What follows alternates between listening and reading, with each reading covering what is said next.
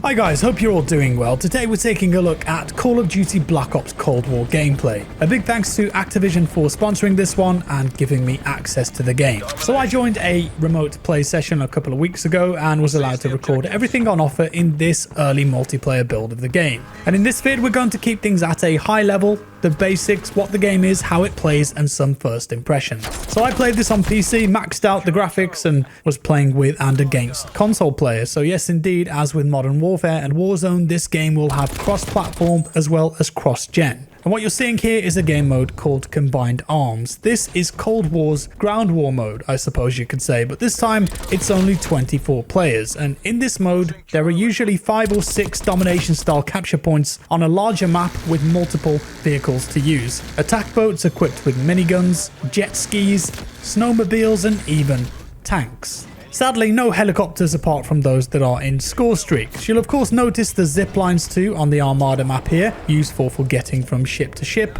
Also, you can swim here too on the surface and underwater. We're going to get into the nitty-gritty here. First up though, the gameplay. Generally speaking, this plays very differently to Modern Warfare. To start with, it's not running on the same engine, and it feels much more like an old school Call of Duty game. The time to kill is longer. There's no tactical sprint, there's no doors to open or close, no mounting. The level design is way simpler and scaled down too. Very obvious lanes and blocks there, let's say. Modern Warfare featured this big parkour element where you could jump over a lot of roofs and find interesting routes into buildings and windows. That's almost non-existent in this game, although you can still mantle on a few things. The level design doesn't have the grandeur or cinematic appeal of some of the bigger Modern Warfare maps, let's say. But I do feel like that is on purpose. Whether you like that or not, of course, that depends on your preference. The class and loadout system then. Gunsmith returns, but this time there are some key differences to how attachments affect your gun. You're going to have to learn a few new things. Suppressors in this game do remove you from the minimap in multiplayer, but they also reduce your damage, so that's your trade-off. One thing that I appreciate about this new Gunsmith take is that it actually tells you the percentage value of whatever stat it's changing, unlike in Modern Warfare, where you just get a plus or a minus, so it's a bit ambiguous, and there are also hidden values too. So as you can see, as standard you can add a maximum of 5 attachments on your gun, choosing from optic, muzzle, barrel, body, stock, magazine and handle. But if you equip the Gunfighter wildcard, you can have up to 8 attachments on your gun. So if you want to build an absolutely insane primary weapon but lose out on the other wildcards, then that's an option for those players. Meta weapon builds in this game will be insane. Important to note, you can carry a shotgun as a secondary without needing overkill, which in this game is a wildcard called Lawbreaker. Most of the typical Black Ops perks you would expect are here too. I think one of the most noticeable though will definitely be Ninja, allowing you to sprint quietly, essentially replacing Dead Silence, which in Modern Warfare was a rechargeable field upgrade. So there's lots of meta shifting changes here.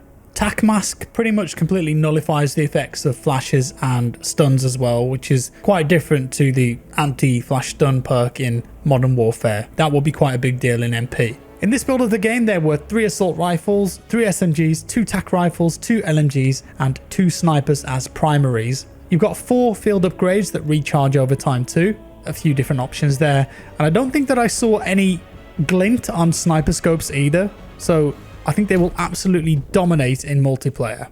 As I just mentioned, score streaks are back. You gain score streak points in the usual fashions by stringing kills together, but this time around you can also accrue points for those by being a team player and completing objectives, scoring points. Artillery strikes on the Armada level can be quite effective, doing some serious damage there. Other options are the RCXD, the Spy Plane, Napalm Strike, Air Patrol, War Machine, Attack Helicopter and Chopper Gunner. There are several different operators here that you can choose from too, as well as your character model. As for game modes in the build that I played, well, classic COD modes are back, such as Kill Confirmed, TDM Domination and Hardpoint. There's a new 6v6 round-based game mode too called VIP. One team is assigned a VIP and has to escort them to one of 2 potential exfil locations. This game mode has downs as well as revives, potentially becoming the main competitive mode for Cold War. I have to say though, I did not enjoy this game mode at all. On first impressions, I thought it was kind of bad, and I don't think it's a good alternative or replacement for S&D. And wrapping things up, like I said, I wanted to keep it simple. I'd say that that's all you need to know for now. My Raw impressions so far, based on a few hours, as I mentioned, it is stripped back a lot. I do think that's a purposeful decision by the developers, but my main concern is that perhaps they've gone a bit too far with it. If you love the old school Black Ops games, honestly, I think you'll be all about this and you'll really enjoy it. But for newer COD players, especially those that play a lot of Modern Warfare and Warzone and other modern tactical FPS games, this could come across as a downgrade and perhaps lacking some depth. The animations, I don't think they were as smooth or as polished as Modern Warfare. Also, the sound design in general, I felt like the game was lacking a bit of ambience. The gunshots and explosions reminded me of old school Call of Duty when they sounded a bit more like fireworks. Footstep sounds though, actually good. I could hear where people were. Big improvement over Modern Warfare and currently Warzone. It's definitely going to take some time to get used to this game. I think ultimately this will be a really Marmite COD game. I need to play it more though to really get a better understanding of things. Maybe adjust my playstyle a bit. Treat it differently, maybe a bit more like a old school arena game. And I will be streaming on YouTube about 30 minutes after this video goes live. I'll be looking at chat and answering any questions that you guys have about the game. So if anything wasn't clear in this video or you'd like me to demonstrate something live, come over and I'll see if I can help. Do let me know your thoughts down in the comments below. How are you feeling about this based on the footage and information? If you enjoyed the video, leave a like. If you didn't, a dislike. I'm going to leave you with a couple minutes of highlights from my play sessions so you can just get some raw, unfiltered gameplay. Make your own mind up. If you enjoyed this one, leave a like. If you didn't, a dislike. Subscribe for more and I'll see you in the next one.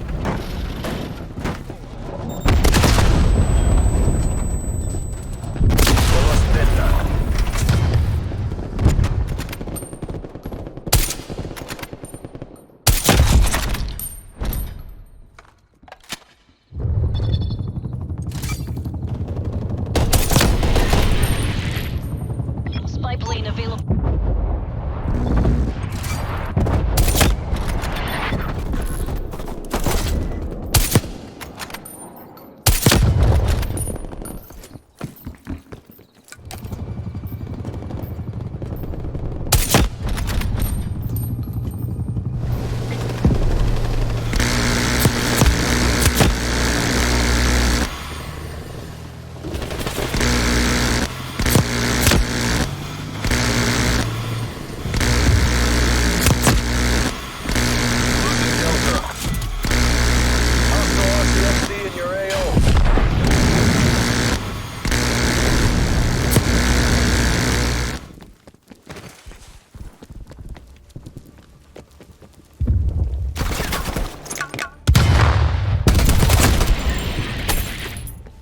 Spy plane available for tasking.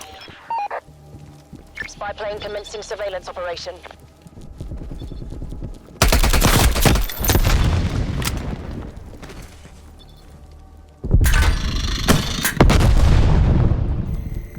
Spy plane mission timeline 50% expended. Hostiles took out your jammer.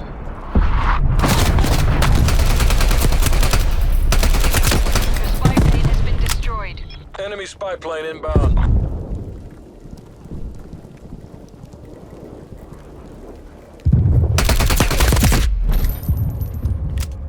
Artillery awaiting target coordinates.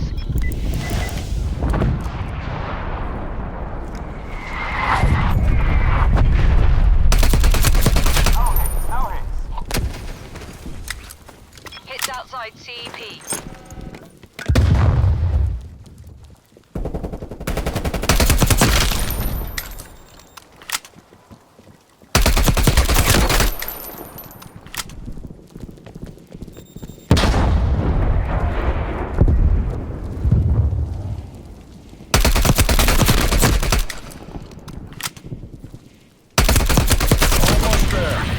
People.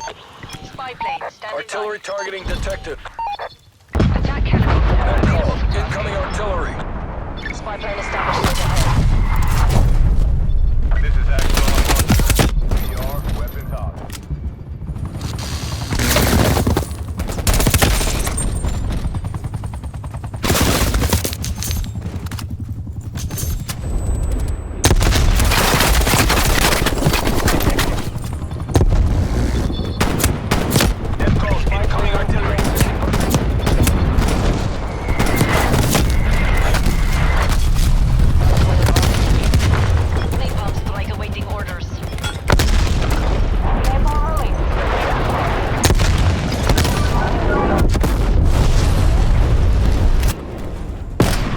Hostile RCXD in your AO.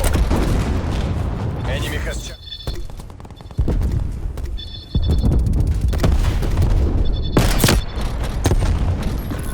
Losing C. Securing F.